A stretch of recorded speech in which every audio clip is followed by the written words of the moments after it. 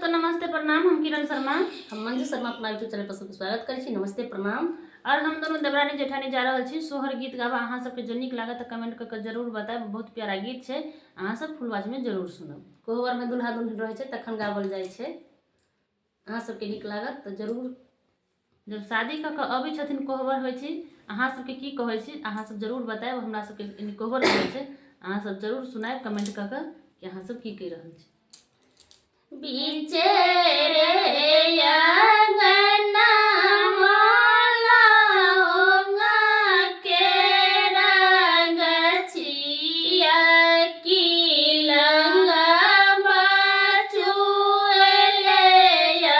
अधीरात हे बीचे रे अंगना माला होंगा के रंग छिया की लंगा बचुएले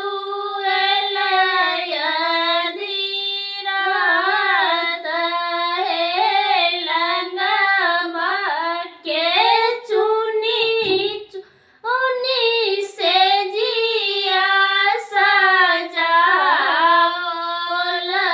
तही से जिया सुतल दुल्हा राम हे से लंगा के चुनी चुनी से जिया सजाओल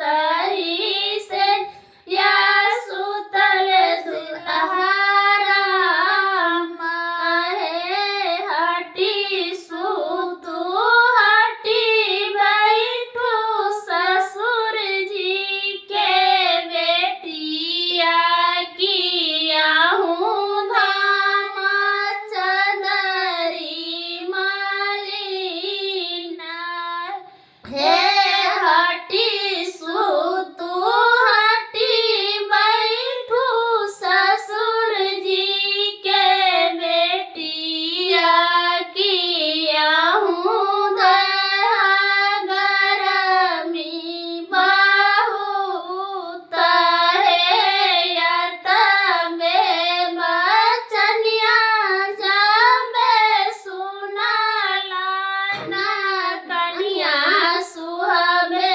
धएले नहीं हर के बाट है या तबे बचनिया जाबे सुनाला ना कनिया